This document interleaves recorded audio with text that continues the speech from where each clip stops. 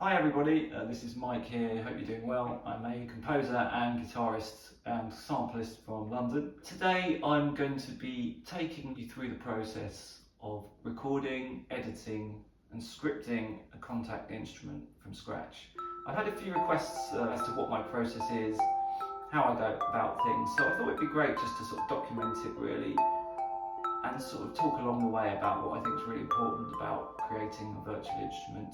I've got this game coming up for release called The Plucky Squire, which I'm composing for, and it's in need of a really nice mallet kind of instrument, bell type thing, and we just happen to have these lights installed, and I accidentally knocked one with my head, and it just creates, with a hard beater or a soft beater, the perfect kind of sound I want. So I thought, why not? Now, you might think it's a bit limiting because there's one note, but fortunately, although they look the same, we have a different note here, we have a different note over there, and a different note over there. So altogether, we have enough notes to cover at least 2 or 3 octaves.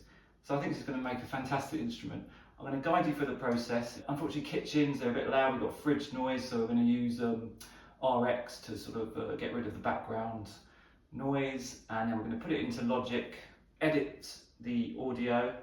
Finally, once we've done that, we're going to go into Kontakt, and that's where the magic happens, when things really come to life. The payoff when you actually play that thing for the first time, it's a great feeling when it comes off. So let's see, I'm quite optimistic about this.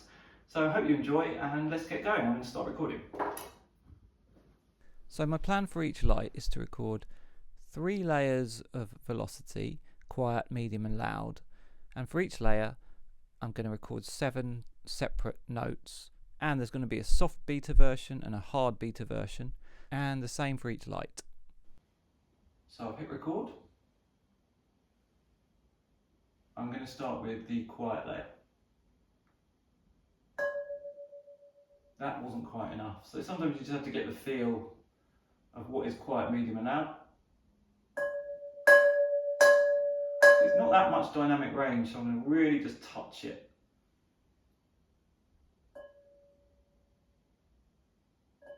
Ooh, bit of a tickle.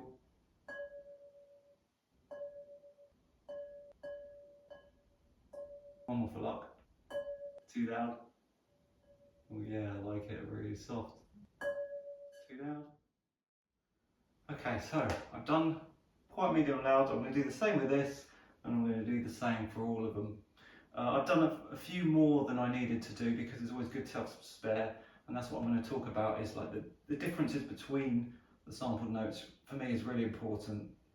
They can't be too similar and they can't be too different. It's kind of a taste thing that you get used to, but yeah, let's see how the rest of it goes, and I'll see you in front of the computer in my studio. Thanks.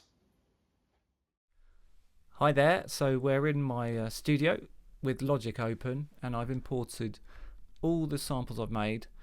I only sampled 3 lights, not 4 as I think I might have mentioned before, because there wasn't enough difference between the last 2 lights, so it's still more than enough. And what I've done is I've sampled quiet, medium and loud, as you can kind of see here with this first audio file.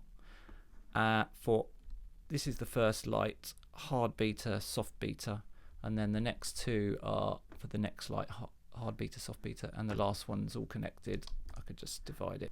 Right, so in Logic we have a flex mode, what's called, which is going to analyze all the transients and set them all out ready for slicing. So if you have Logic and you haven't selected some kind of flex mode, you need to do that. So if you go to track, see, I've already done that. Slicing is fine for this. Now we're ready to slice the samples. So what we do is we go into flex view here, control click, slice at flex transient markers. There we go. Okay, so what I want to do now is disable flex mode, and now you can see quite clearly we've got lots of lovely transient cuts. And what we need to do now is go through and find our 7 favourite samples for each velocity layer and for each beater, for each light. So what I'm going to do is drag them down. So I think I start here. Perfectly nice. I'll drag it down.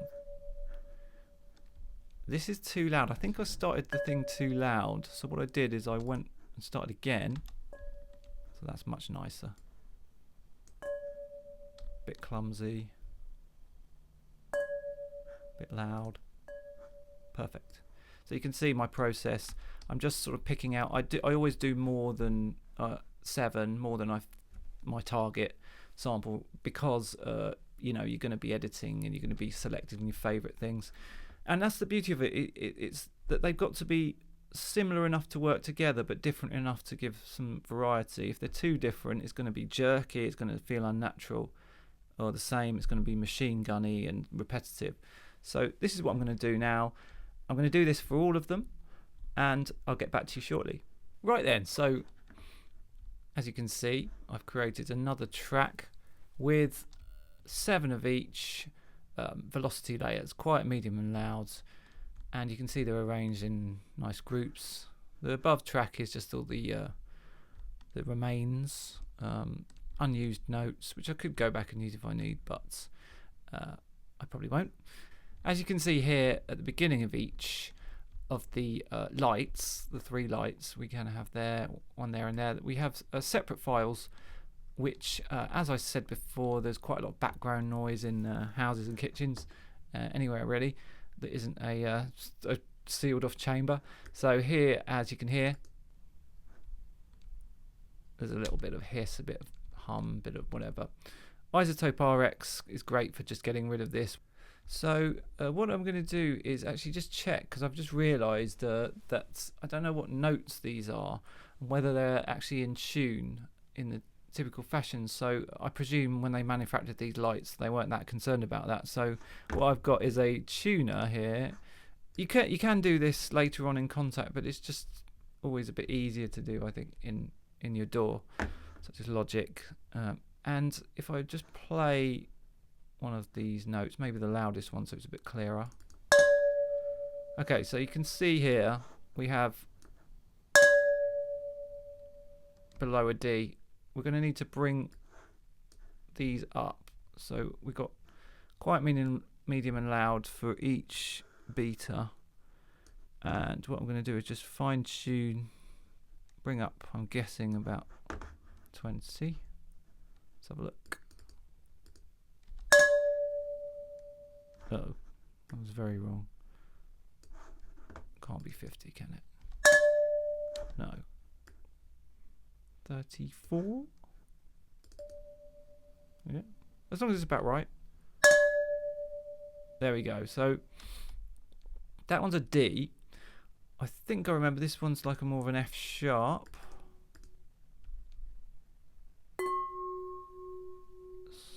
Slightly below. Yeah, so we'll bring these up. 1, 2, 3, 4, 5, 6. I want to check I've got these right. And I'm guessing this will be about 20. Let's say 18. Too much. Okay. Yeah, there we go. The top one would be... what would that note be? Okay, so it's a low. Now you see it fluctuates all around, so it's the nature of the kind of sound is that, yeah, it's gonna be wobbling around a place, which is gonna be part of its charm, really. Actually, I'm gonna bring it up to a D sharp because it's closer to it. It's touch and go, really, because usually when you tune samples down, they sound better. But I'm just gonna bring it up and see what happens. So let's go to a louder one just to test. That's pretty good, maybe a bit high. Finally, 20. Yeah, that'll do. Okay, great. So we've got them nicely in tune. Now I just need, as you see, I've just chopped them out, and the attack is, when Logic does it automatically, it's a bit truncated. So what I need to do is just select all of them. And I'm going to just pull back the start so that they're all starting slightly before. In fact, I'm just going to undo that and just zoom a bit more. And really at this level, it doesn't really matter if there's a bit of a gap. I'm going to create a slight fade in. There you go. Just check that's actually done it. Okay, let's pull that back a little more.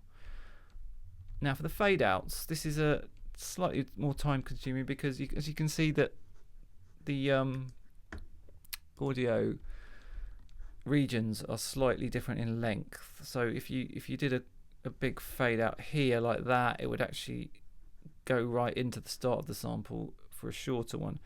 So you just have to do a quick check. Now for something like this, it's pretty uniform per light, the tail. So I'm going to just make sure they're all roughly the same.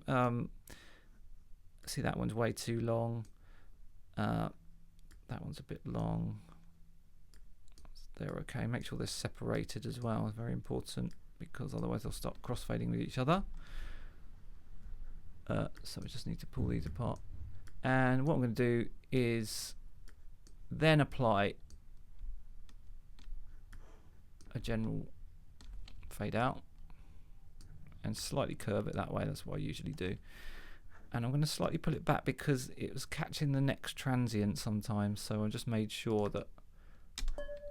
Now I've tested all these, and as long as they've got a natural kind of fade out,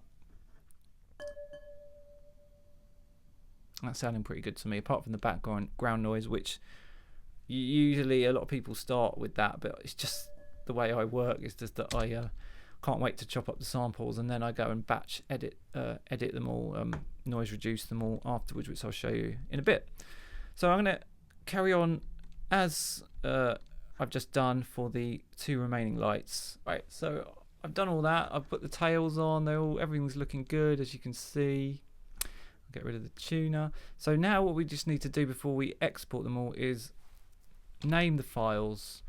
And at the moment, they're all just gibberish. So I'm going to select the first group, which is the hard beta soft velocity layer, and it's the first light, which was D4.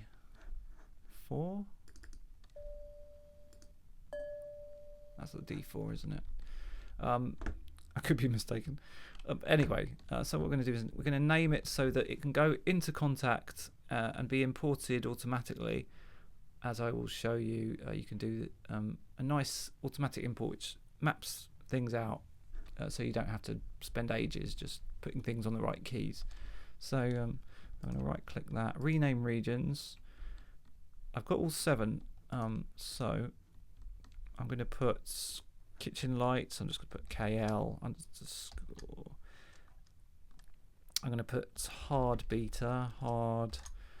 I'm going to put soft velocity layer, which is P, and I'm going to put the name of the note, which is D4, and then I'm going to put _1, which is the first of the 7 round robins. Now logic, because I've selected multiple files, if I hit enter, will then automatically label the others 2, 3, 4, 5, 6, 7.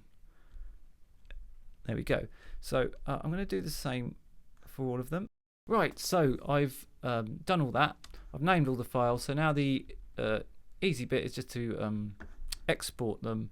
Now that I've named them all, I've also included, I've also renamed these silences at the beginning: RX, Light 1, Light 2, and Light 3, so I'll know what's what when I'm denoising them. So I'm going to select them all.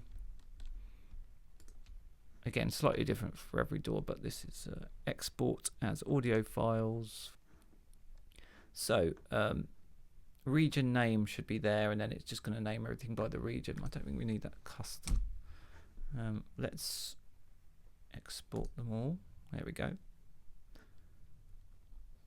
So that's what's happening right now, and now it's ready to be processed for noise reduction, which is a very important part. When you're overlapping notes, you're going to need some kind of noise reduction, even in a very quiet place. So I shall see you in iZotope RX. We're going to do some batch editing there, And then we're going to be getting to the exciting part, which is putting it into Kontakt. So here we are in iZotope RX10, and this is great for sampling because you can apply the noise that's in the room via the file that I created for each mic or each light, and then cancel it out for the samples. And you can do this in a batch kind of operation, which is fantastic. So the first thing we need to do is determine the noise, what the noise is that we want to cancel out. So here I'm going to choose RX Light 1. If I play this, usually they should be about 5 or 10 seconds, but typically what I did is I forgot to dedicate a bit of space to sampling the first one, but that still should be enough. So what I'm going to do is just drag that in, and there you have it in its kind of spectral form. It's kind of a bit like EQ, but you can determine things over time. This is time and this is frequency, and cancel things out. You can see this is where the noise is, a lot of low level noise here. That's the orange is the active stuff. So what we're going to do first is open spectral denoise. Now a lower essential version I think has just voice denoise. That works as well. But spectral denoise is a little bit more detailed. What you do is you simply press learn with the file open. So now it has snapshotted that. So what we need to do is just test this denoise out on a file, on one of the first light files. So what I'm going to do is just go, and here I've got all the D4s here selected. That was the first light. I'm going to bring in one of them. If I just play this, you'll hear the background noise. Now if I press preview, now you have to listen to this on the headphones, but you really can hear a difference. If I and basically this is the main thing. This is the amount of reduction. So you see there's no reduction, and that would be result in lots of artifacts and very muffled sound. Usually around where it suggests 16 to 18, sometimes 12, because you can also give it another pass, test it out in your sampler, and then come back if you need to. So I don't think there's a huge amount of background noise. It's pretty clean, but some of the quiet files will definitely need to cover that. So I can hear there. To be honest, you want to get the sweet spot where you can't hear hardly any background noise, and it doesn't affect especially the initial attack of the sound. So that's pretty good, I'd say. I'm going to leave it there. So I'm going to close that, and now what we can do is go up to the batch processor in the window file, drag all the files I want to get processed, which is these D4s, the first light, and the spectral denoise is loaded up here. I can shut this, it doesn't really matter. It's loaded up, so whatever I press here is going to apply. You could apply lots of different effects and processing if you want. So here we're keeping everything the same. Location, obviously, is important. It's going to create a separate noise reduction folder, so it means that we can keep the first versions. So now if I go into my files, they're the bounces for everything. I should see a separate NR folder. Here we go. And these are the correctly named but processed files, so they keep the same name, and now I know where they are. So I can apply the other lights just like that. I'll test each one out with the silence, get the optimum level, and then batch process, and then I will see you back in Logic, and we shall finally get to put things into the sampler. Hi there, so here we are, a new day, the same Logic session as we had earlier when we exported and named all the files, and I'm going to load a fresh instance of Kontakt, which I've done here, and this is going to be the payoff. This is the point I love where all your hard work so far hopefully comes together and pays off with this beautiful sounding new instrument. So here's a new instance of Kontakt, and what I'm going to do is just actually load a new instrument up here, and it just looks like this to start with. So here we go. If I open the spanner, I've got the internal organs, if you will, of the Kontakt instrument. Along here we have a row of options here. We're going to start with the group editor. Now groups are very important in Kontakt. They define the order that samples are played and selected, or for different scenarios you'd want different groups being executed. So we set up our instrument to have 7 round robins. In other words, 7 different varieties possible of the same note. And so we need 7 groups. We're going to do soft beaters and hard beaters, but for now, just to show you, I'm going to just focus on the soft beaters. So what I'm going to do now is just set up 7 groups and put the samples in each round robin in each of the 7 groups, if that makes sense. I'm going to name just by double clicking R1. So what we're going to do is soft beaters first. So soft RR round robin 1. There you go. And then what you can do is just right click and duplicate group soft RR2, etc.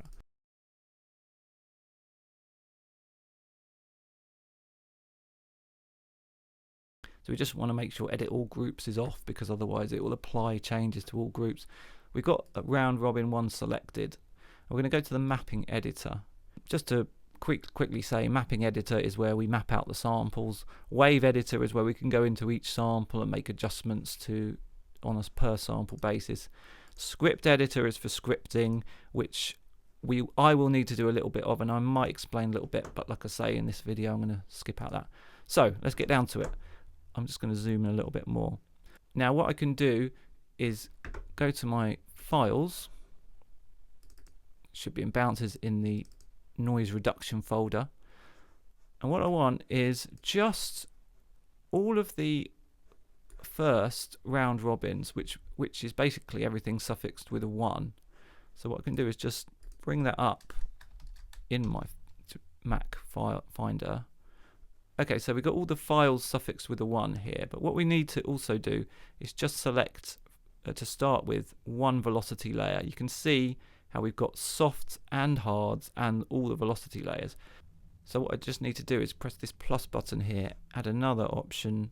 I think it's content name contains, and I'm going to go with soft, and I'm going to do another one. In fact, that's all we need actually at the moment, because I can just manually select. I want to do the P's, bring them in. Now what I do here, you see it covers different keys, more keys as I go up. I just want to cover 1 key. I go down. It's not placed them on the right key yet, so what I need to do is select them, right click, go down to auto map setup, and here is where you can see it's kind of taken elements of the file name, and what I need is the note. This is the important thing. I need to set up the note on the correct key, so it's actually chosen the right thing here, set to single key. This is what I want. Everything else should be ignore me. I press apply and it should, as it's done here, now set it to the correct key, which is D sharp, F sharp, and the top D. And this is where I want to reduce, because it's the softest one. I want it about to be a third of the way up. Now I tend to favour soft notes, as obviously with soft nylon guitars, soft acoustic guitar. I love the soft. That's where the magic is in the samples, is the soft stuff. But let's go about a third, or just maybe slightly more. And what I do now is I want to drag in the MP notes. Do the same thing. Make sure they're only on 1 key to start with. You can just select them and press, I think, auto, and it will auto map them to the settings that we created, which is ignore me, and then just for the actual note where it is. So now I've got these, I need to place these. You kind of manually, graphically do it like this. So make sure that there's no overlap. So if you see here, the velocity range or the volume range goes up to 47 with the bottom ones, and here 49. So it's easy to miss if we're not zoomed in too much, but you can see we need to drag that down to 48, so there's no gap. Here this is kind of how I arrange things, is like the harder notes should be the more rarely hit. You have to really push down to get these hard notes. So I'm going to keep that going right up to there, and then this small gap just for the hard notes. So F, and again just make sure there's no gap. So these ones went up to 96. Sorry, my eyesight's not as good as it used to be. Right, so everything's set up. The 3 are set up. So what we want to do is, to start with, we're going to do the same thing for all the groups, which is a little time consuming, and then we can start dragging and filling in these gaps when they're all set up in the same place. Right, so what I've done is I've imported all the samples into these what's called zones in the correct keys, and it should all make sense. So if I select, say, round robin 5 and F, which is loud, D sharp 2. Now there's just one little thing that I should say is I named that wrong, so I had to bring that bottom one up. I thought it was a bit of a big gap there, so it's actually a D sharp 3 rather than a D sharp 2. But anyway, so there they are. Those two are quite close to each other. This one has a bit of a gap, but it should be enough if we bring these zones up a bit and these down. They'll meet, and it should be nice. So what we're going to do is, now they're all set up at the same place. This is to save time. You can shift click so they go a kind of a more solid blue, and you know that you've selected multiple zones. And what I'm going to do is firstly just connect these middle ones by selecting them all and dragging them towards that note. And what I'm going to do also is just drag that up a little bit. This is all just guesswork at the moment. I'm going to fine tune things once I've had a little play, which is coming up very soon. And then I'm going to drag this down. Some of these lower notes are going to sound a little bit artificial, but it's worth it sometimes just to get some low notes. I'm going to drag that right down to D2. This one I'm going to drag down here, and also I'm going to drag that up to that high D5. So now we've got like 3 octaves with just 3 notes. It's pushing it, to be honest, but we're not aiming for purely realistic thing here. I want something quirky. I want something magical, maybe almost a bit synthy sounding would be nice, but with a really lovely human kind of response. So you can see now selected groups only, otherwise you'll see everything all at once. I can see now all of the round robins are present in the same way.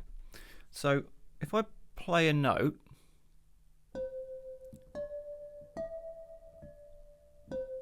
well, that sounds lovely. Lovely response. As I say, the magic is in the soft notes. That's why, as you can see, a lot of the playing zone is taken up with the first 2 velocity layers. It's only one I really want to dig in. Now there's only one problem here. If I go to, you can see that only group 1 has been activated. That's why when I play that same note, you can hear it's the same sample. So this is just the start of getting things realistic. What we need to do now is set up an order that the round robins will play in. If I take off group solo, you can see that it's going to play them all at the same time. So So what was happening before is that when I had group solo selected, it just played the group that was selected. You can hear how they're all different, and we want them to automatically just keep switching. So I go to group start options. In fact, yeah, I think we have to do this one at a time. Cycle round robin, position in round robin chain 1, and then cycle round robin 2, etc.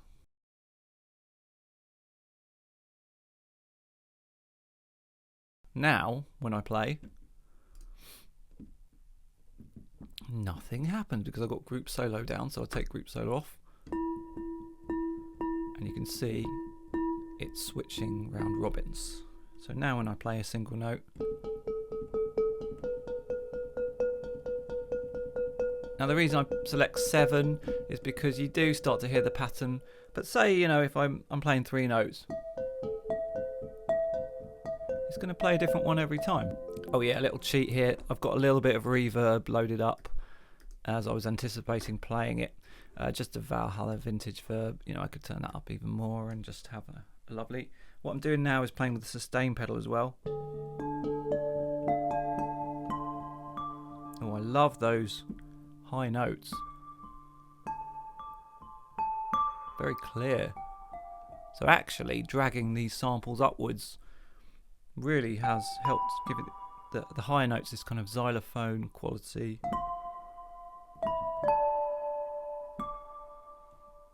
Nice.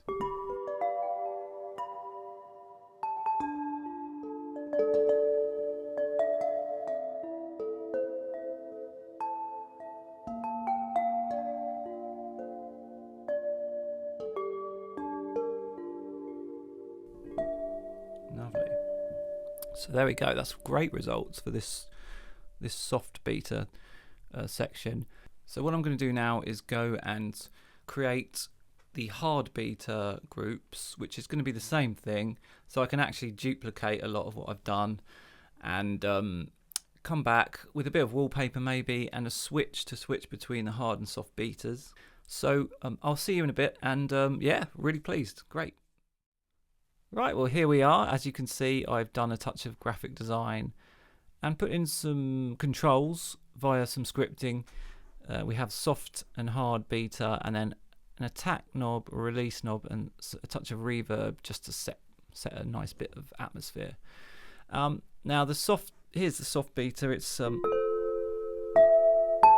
lovely, really. It feels very tactile under the fingers.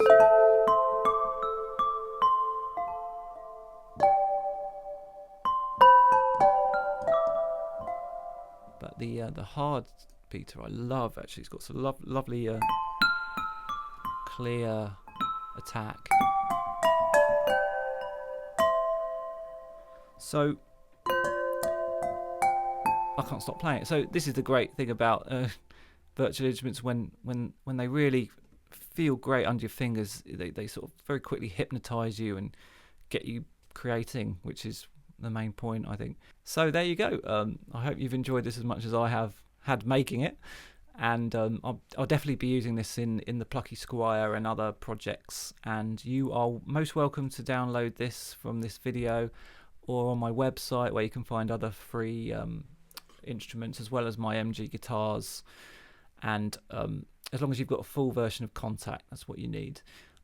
So yeah, please do leave any comments or questions, and if you'd like me to get more into the scripting side of things, which is quite an essential part for putting in the switches and the knobs, this is the kind of code that I've put in to deal with these basic controls. So thanks very much again for watching, and I hope to speak soon. Thanks, bye.